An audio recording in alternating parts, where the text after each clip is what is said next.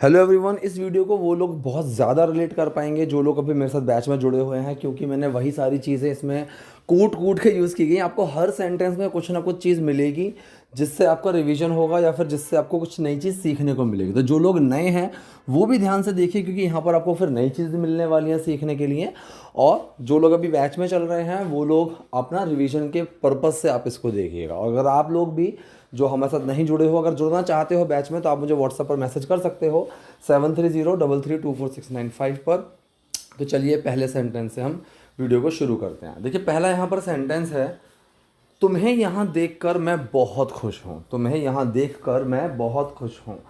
देखो कोई चीज़ करके जब ये वाला सेंस हमारे सामने आता है, हमारे पास कई सारे ऑप्शंस हैं। पहला ऑप्शन आफ्टर का आप यूज़ कर सकते हो, आफ्टर के साथ आईएनजी लगा दोगे कि आफ्टर सीइंग यू, ठीक है। दूसरा आप एंड का यूज़ कर सकते हो जो बिल्कुल ही सिंपल है, ठीक है, कि मैंने ये करके ये किया, so first I took this, I did this and then I did that. तो ये आपका दूसरा तरीका हुआ। तीसरा तरीका है बाय का यूज़ कर सकते हो, by doing this I did that, ये करके मैंने वो किया। इस तरीके से बाय के साथ आईएनजी आ जाएगा। और चौथा तरीका है आप हैविंग प्लस थर्ड फॉर्म का यूज़ कर सकते हो। Having taken a bath I will go to play, नहाकर मैं खेलने जाऊंगा। So having taken a bath I will go to play, ये एक तरीका हो गया। तो यहाँ पर मैंने इसी तरीके से हैविंग और थर्ड फॉर्म का जो यूज़ किया है, उसी तरीके से मैंने इसमें आपके लिए यहाँ पर सेंटेंस बनाया है। तुम्हें यहाँ देखकर मैं बहुत खुश हूँ। हैविंग सीन यू, तुम्हें देखकर, having seen you here, having seen you here, तुम्हें यहाँ देखकर आई एम वेरी हैप्पी, मैं बहुत खुश हूँ। आप इसको अलग अलग सेंटेंस में बनाकर देखो। सर ये वीडियो देखकर मुझे बहुत कुछ सीखने को मिला। सो हैविंग वॉच्ड, वॉच की third form, having watch this video I got many things to learn, ठीक है। सर ये वीडियो देखकर मुझे ये चीज़ समझ में आई, having watch this video I learn this thing. ये वीडियो देखने के बाद मैं अपनी दूसरी वीडियो देखूंगा, having watch this video I watch your another video. तो कोई चीज़ करके कोई चीज़ करने के बाद वाले सेंस में हैविंग प्लस थर्ड फॉर्म। यहाँ सब मुझे पागल समझते हैं, यहाँ सब मुझे पागल समझते हैं, ठीक है। अब आप यहाँ पर एक चीज़ ध्यान दो, ये भी खैर कई तरीक़ों से बन सकता है, ठीक है। Everyone thinks that I am mad here, ये एक बिल्कुल तरीका हो गया, ठीक है। दूसरा तरीका है, जैसे आपने कई बार सुना होगा कि don't take me wrong, don't take me wrong मतलब मुझे गलत मत समझना, लेकिन आपने ये गलत बोला, ऐसे। तो वहाँ पर टेक का जो मतलब होता है वो समझने के सेंस में ही होता है। आप समझने के लिए टेक का भी यूज़ कर सकते हो, अंडरस्टैंड का भी यूज़ कर सकते हो, और गेट का भी यूज़ कर सकते हो, ठीक है। तो don't get me wrong, don't understand me wrong, या फिर डोंट टेक मी रॉन्ग। तो यहाँ पर आया है टेक का मैंने यूज़ करा, यहाँ सब मुझे पागल समझते हैं, ठीक है। सो एवरीवन, अब हमेशा आप याद रखो एवरीवन, समवन, नो वन, जो ये टर्म होती है ये सिंगुलर ट्रीट होती है। So everyone takes me, everyone does take me, तो जो डज है ये छुपा टेक के अंदर और वो टेक्स बन गया। सो एवरीवन टेक्स मी, सब मुझे समझते हैं, ठीक है। तो यहाँ पर प्रेजेंट इंडेफिनिट सेंटेंस निकल कर आया एज अ मैड हेयर, यहाँ पर पागल की तरह, ठीक है। तो आप ये चीज़ कई बार बोल सकते हो, यार आई टुक हिम रॉन्ग। तो आई टुक हिम रॉन्ग का मतलब है मैंने उसको गलत समझ लिया, I took him wrong. Don't take me wrong, मुझे गलत मत समझना, ऐसे। क्योंकि मैं अपने तरीके से जीती हूँ, क्योंकि मैं अपने तरीके से जीती हूँ, ठीक है। बिकॉज मैं जीती हूँ अपने तरीके से, प्रेजेंट इंडेफिनिट सेंटेंस ही है। I live my way, I live my वे, ठीक है। सो आई लिव माई वे का मतलब मैं अपने तौर तरीक़ों से ही जीता हूँ, मैं अपने स्टाइल में जीता हूँ, मुझे ऐसे ही जीना पसंद है और मैं ऐसे ही जीता हूँ। तो यहाँ पर इसका एक सेंस निकल कर आया, आई लिव माई वे। आप अगर इसको और तरीके से बनाना चाहो तो वो भी बना सकते हो, मैं अपने तरीक़ों से जीती हूँ, I live the way I want, ठीक है, I live the way I like, ठीक है, इस तरह से। मुझे सबकी बातें सुनना पसंद नहीं है। यहाँ पर अब ध्यान से देखना, यहाँ पर आपको एक आईएनजी का यूज़ मिलेगा। ना नी ने का सेंस आपको मिला, सबकी बातें सुनना, ये चीज़ देखना, वो चीज़ करना। तो यहाँ पर आपको एक क्या मिला, ना नी ने का सेंस मिला। तो इसने यहाँ पर बोला मुझे सबकी बातें सुनना पसंद नहीं है, मैं पसंद नहीं करती हूँ सबकी बातें सुनना। ये सेंटेंस इस तरीके से बनेगा। तो जो इसका पहला पार्ट है, मुझे पसंद नहीं है, मतलब आई डोंट लाइक, मैं पसंद नहीं करती हूँ। सब्जेक्ट हेल्पिंग वर्ब नॉट और action, I do not like, I don't like मुझे पसंद नहीं है, मैं पसंद नहीं करती हूँ सुनना। अब यहाँ पर सुनना के सेंस में आप टू लिसन का भी यूज़ कर सकते हो और लिसनिंग का भी यूज़ कर सकते हो, ठीक है, टू लिसन या फिर listening. So I don't like to listen या फिर आई डोंट लाइक लिसनिंग। तो यहाँ पर दोनों तरीके से हम सेंटेंस को बना सकते हैं। So I don't like listening to everyone, I don't like listening to everyone, मुझे सबकी बातें सुनना पसंद नहीं है, ठीक है। और मुझे लगता है कि तुम भी मेरे जैसे ही पागल हो, और मुझे लगता है कि तुम भी मेरे जैसे ही पागल हो। पहला और मुझे लगता है, अब ये लगता जो सेंस है ना, इसके बारे में मैंने कई बार बैच के अंदर भी क्लास के अंदर भी हर तरीके से बताया हुआ है। लगना, इसके लिए कभी आप एक वर्ड का यूज़ नहीं कर सकते। बहुत से लोग सिर्फ सीम का यूज़ करते हैं, लेकिन सीम हर जगह एक्यूरेट नहीं होता है, ठीक है। लगना डिपेंड करता है क्या चीज़ करके, क्या चीज़ देख के, या फिर क्या चीज़ एक्शन करके लग रहा है। कोई चीज़ सोच के लग रही है, कोई चीज़ महसूस करके लग रही है, कोई चीज़ टच करके लग रही है, स्मेल करके लग रही है, टेस्ट करके लग रही है, तो अलग अलग सेंसेस पर बातें जाती हैं, ठीक। तो यहाँ पर सोचती हूँ, ये सोच के लगना है। सो एंड आई थिंक, अब जो ये आई थिंक है ये भी प्रेजेंट इंडेफिनिट सेंटेंस ही है। आई डू थिंक, मैं सोचती हूँ, मुझे लगता है। एंड आई थिंक तुम भी मेरे जैसे ही पागल हो। अब जब यहाँ पर कोई किसी के जैसा, तुम उसकी तरह, उसके जैसे, जब ये सेंस आता है तो हम एज का यूज़ करते हैं, ठीक है। तो मुझे लगता है, एंड आई थिंक तुम भी मेरे जैसे ही पागल हो। You are as mad as me, you are as mad as me, कि तुम भी मेरी तरह पागल हो। You are as mad as me. तो यहाँ पर इसने बोला और मुझे लगता है कि तुम भी मेरी तरह पागल हो। And I think you are as mad as me. अब इसको आप अलग अलग तरह से सेंटेंसेस को यूज़ करने की कोशिश करो। मुझे लगता है कि वो खली की तरह स्ट्रॉन्ग है। So I think he is as strong as Khali. तुम आइंस्टीन जितना तो समझदार नहीं हो, you are not as intelligent as Einstein, ठीक है। और वो चीते की तरह तेज भागता है, he runs fast, he runs as fast as cheetah, ठीक है। तो यहाँ पर जब कंपेयर जिस चीज़ से कर रहे हैं वो लास्ट में आती है, जिस चीज़ पर कंपेयर कर रहे हैं, जिस चीज़ के लिए कंपेयर कर रहे हैं वो पहले आती है। तो पहले एज आया, फिर जिस चीज़ के लिए कंपेयर कर रहे हैं वो चीज़ आई, फिर एज आया, फिर जिस चीज़ से कंपेयर कर रहे हैं वो चीज़ आई, ठीक है। पहाड़ की तरह बड़ा, ठीक है। तो यहाँ पर क्या चीज़ कंपेयर कर रहे हैं? बड़ा, आकार, एज बिग, फिर एज किससे कंपेयर कर रहे हैं? किसकी तरह? पहाड़ की तरह, अ माउंटेन, ठीक है। और मुझे लगता है कि तुम भी मेरे जैसे ही पागल हो। And I think you are as mad as me. ये बात तुम किसी को बताना मत। अब यहाँ पर भी आपको एक चीज़ सीखने को मिलेगी। इस सेंटेंस को जब मैं जर्नली देता हूँ बनाने के लिए, तो लोग गलती एक यहाँ पर ये कर देते हैं कि ये बात तुम किसी को बताना मत। ये सेंटेंस वो लोग बना देते हैं कि यू डोंट टेल, कि तुम किसी को बताना मत, you don't tell this to anyone. लेकिन इसका जो एक मीनिंग चला जाएगा, जो एक सेंस चला जाएगा, वो कुछ ऐसा जाएगा कि तुम किसी को नहीं बताते हो। तो वो एक प्रेजेंट इंडेफिनिट का नेगेटिव सेंटेंस वाला सेंस पकड़ कर जाएगा कि you don't tell this to anyone. हालांकि इस तरह से स्पोकन में बहुत बोला जाता है, इसमें कोई ऐसी दिक्कत नहीं है कि बहुत बड़ी कोई दिक्कत हो, ठीक है। लेकिन अगर आप बिल्कुल सही तरीका देखोगे, ग्रामेटिकली जो चीज़ सही है यहाँ पर, वो इस तरह से जाती है कि जब भी आप किसी भी इंसान से कोई चीज़ ना करने के लिए बोलते हैं, तो वहाँ पर जो वो सेंटेंस शुरू होता है वो शुरू होता है डू नॉट से, ठीक है। आपने कई बार देखा होगा, सुना होगा मूवीज़ में या कहीं पर भी, don't you worry, don't you dare to talk to me like this, ठीक है। तो वहाँ पर ये नहीं बोलते कि यू डोंट वरी या फिर you don't dare to talk to me like this. अब वहाँ पर डोंट यू करके बोला जाता है। तो मतलब वहाँ पर हम उसको वो चीज़ करने के लिए मना कर रहे हैं, ठीक है। तो वो सेंटेंस डोंट से शुरू होता है और फिर पर्सन हम लगाते हैं। अगर मैंने पहले पर्सन लगा दिया, पहले सब्जेक्ट लगा दिया, तो वो एक प्रेजेंट इंडेफिनिट का नेगेटिव सेंटेंस की तरह जाएगा। जैसे डोंट यू वरी, परेशान मत हो, और यू डोंट वरी, तुम परेशान नहीं होते हो, इस तरह से सेंस जाएगा। So you don't tell this to anyone, तुम ये बात किसी को नहीं बताते हो। अगर मैंने यू पहले लगा दिया तो सेंटेंस का सेंस कुछ ऐसा चला जाएगा। लेकिन जब मैंने पहले डोंट लगाया, don't you tell this to anyone, अब यहाँ पर एक एपोस्ट्रॉफी एन के बाद लगना जरूरी था, लेकिन वो टाइपिंग मिस्टेक है, कोई दिक्कत नहीं। So don't you tell this to anyone, की बात ये जो बात है तुम किसी को बताना मत।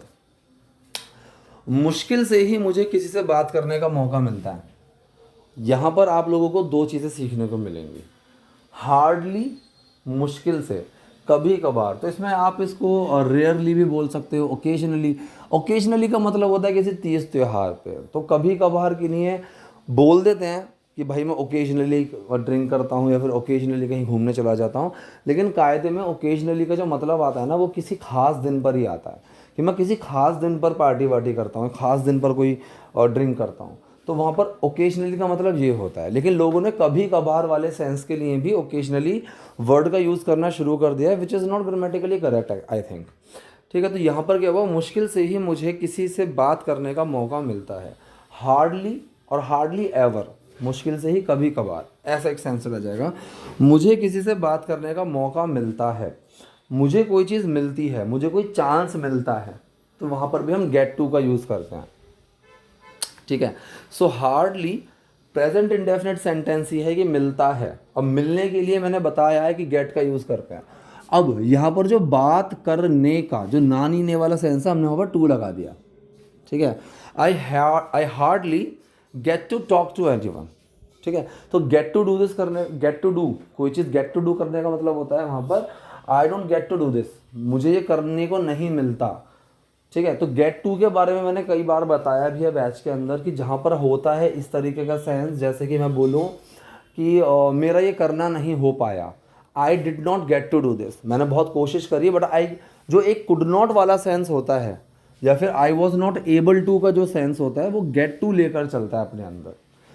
मैं बहुत कोशिश करता हूँ लेकिन तब भी ना मेरा सुबह जल्दी उठना नहीं हो पाता, so I don't get to wake up early. उसी सेंस में यहाँ पर सेंटेंस बनाया है कि मुझे किसी से बात करने का मौका मिलता है, मुश्किल से ही मुझे कोई चीज़ मिलती है। So hardly I get to talk to anyone. अगर उसे पता चल गया तो वो मुझे बाहर नहीं जाने देगा। कौन सा कंडीशनल सेंटेंस है ये? टाइप 1 कंडीशनल सेंटेंस है, जहाँ पर हम फ्यूचर की बात कर रहे हैं। ठीक है, तो अगर उसे पता चल जाएगा तो वो मुझे बाहर नहीं जाने देगा। सेंटेंस बनेगा कुछ इस तरह से। और जब भी हम कंडीशनल सेंटेंस की बात करें और वहाँ पर फ्यूचर का जब भी सेंस आएगा, फ्यूचर का जब भी वहाँ फ्यूचर का सेंस आता है, तो जो पहला क्लॉज होगा, मतलब जिसके साथ अगर, जब, जब भी, जहाँ, ये वाला जिसके साथ सेंस लगा होता है, वो प्रेजेंट इंडेफिनिट में बनेगा। और जो दूसरा क्लॉज है उसमें आप will, can, may, might, let, should इनका यूज़ कर सकते हो।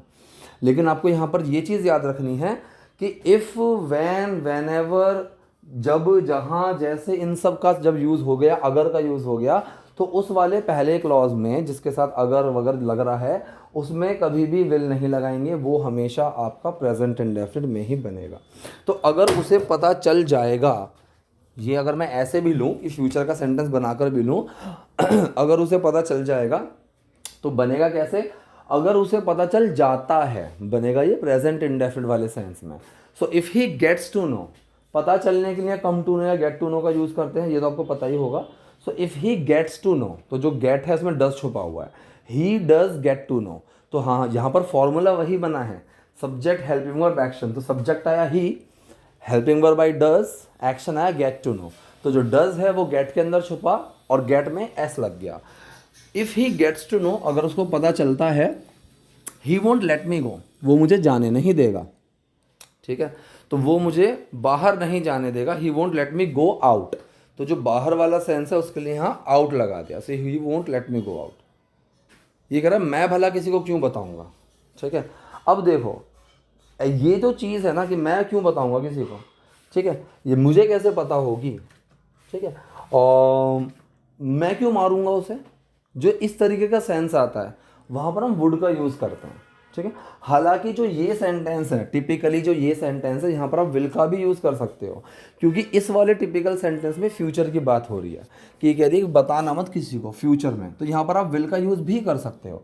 लेकिन मान लो कोई एक ऐसा एग्जाम्पल है कि आपके पास कोई आया और उसने बोला कि आपने एक्स पर्सन, पंकज नाम है मान लो उसका, कि आपने पंकज को क्यों मारा, और आप बोलोगे मैं क्या पागल हूँ, मैं भला पंकज को क्यों मारूंगा।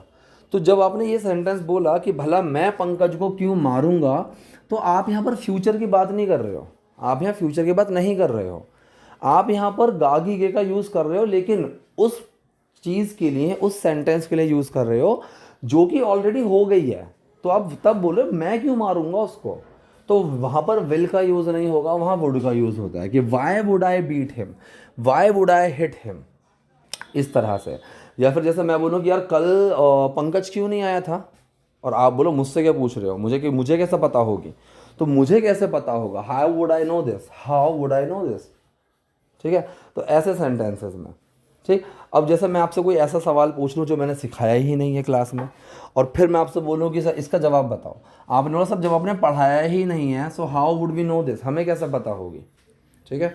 तो यहाँ पर इसने why would I tell to anyone, मैं भला किसी को क्यों बताऊंगा, उस सेंस में बोला है। लेकिन अगर सेंटेंस, अगर मान लो यहाँ पर ये लड़की ऐसा बोलती कि तुमने ये बात उसको क्यों बताई, और फिर ये बोलता भला मैं क्यों बताऊंगा, तो टिपिकल वुड का ही यूज़ होता है। लेकिन यहाँ पर आप विल का भी यूज़ कर सकते हो, क्योंकि यहाँ पर फ्यूचर की बात चल रही है।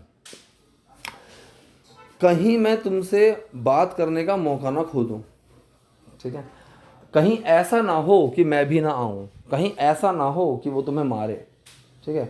तो जहाँ पर ये वाला सेंस आता है ना, कहीं ऐसा ना हो, कहीं वैसा ना हो, वहाँ पर हम यूज़ करते हैं लेस्ट। लेस्ट के साथ शुड का यूज़ होता है, लेस्ट के साथ शुड का यूज़ होता है।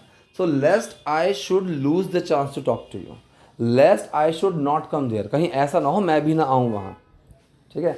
कहीं ऐसा ना हो कि तुम इंग्लिश सीख ना पाओ, lest you should not get to learn English, ठीक है। तो यहाँ पर lest I should lose chance to talk to you, कहीं ऐसा ना हो, या फिर कहीं ऐसा ना हो मैं तुमसे बात करने का मौका खो दूँ, उस सेंस में ये वाला सेंटेंस बना है। ये कह रही तुम इतने प्यारे हो कि नज़रअंदाज नहीं कर सकती। इस सेंटेंस को ध्यान से समझना, इसकी हिंदी बनाना, मतलब इसको हिंदी में समझना थोड़ा मुश्किल हो जाएगा, इंग्लिश में समझने की कोशिश करो। You are too cute to ignore, he is too strong to defeat, मतलब हराने के लिए तो वो बहुत ज़्यादा शक्तिशाली है। अगर कोई मुझे बोल रहा है कि तुम उसको हरा सकते हो, मैं बोलूँ भाई he is too strong to defeat, हराने के लिए वो तो बहुत ज़्यादा शक्तिशाली है। आप बोलो sir this sentence is too tough to understand, ये वाला जो सेंटेंस है ये बहुत मुश्किल है समझने के लिए, इसी तरह से यहाँ पर बना है you are too cute to ignore, कि इग्नोर करने के लिए, नज़रअंदाज करने के लिए तुम बहुत ज़्यादा क्यूट हो, मतलब तुम्हें नहीं कर सकते नज़रअंदाज, उस सेंस में ये वाला सेंटेंस बना है। और यहाँ पर ये स्टेट ऑफ बीइंग में गया है, ठीक है। ये कह रहा है मैं अब शर्माना शुरू कर दूंगा, मैं अब शर्माना शुरू कर दूंगा, कोई चीज़ करने लगूंगा, करने लगता है, करने लगा। यहाँ पर आप हमेशा याद रखो start plus ING, start plus ING. वो रोने लगा, ही स्टार्टेड क्राइंग, तो यहाँ पर जो एक्शन है वो स्टार्ट है, तो यहाँ पर डिड छुपा स्टार्ट के अंदर, ही स्टार्टेड क्राइंग। वो रोने लगता है, ही स्टार्ट्स क्राइंग, यहाँ डज छुपा स्टार्ट के अंदर, ठीक है। तो जो एक्शन की तरह ट्रीट होता है वो डज ही होता है, और जो चीज़ करने लगा उस वाले टर्म के अंदर आईएनजी लग जाएगा। तो यहाँ पर कह रहा अब मैं शर्माने लग जाऊँगा, या फिर मैं अब शर्माना शुरू कर दूंगा, फ्यूचर की बात चल रहे हैं। I will start blushing now, ठीक है। So I will start blushing now, अब मैं शर्माने लग जाऊँगा, इतनी तारीफ करोगे तो, उस तरीके से सेंटेंस बोला है। तो ये थी आज की वीडियो, आज के सेंटेंसेस। आई होप वीडियो आपके लिए फुल रही होगी। कोई डाउट, कोई क्वेरी हो तो आप मुझे कमेंट बॉक्स में बताइए। वीडियो पसंद आई तो लाइक कीजिए, नए हैं लाइक सब्सक्राइब दोनों कीजिए। Thank you.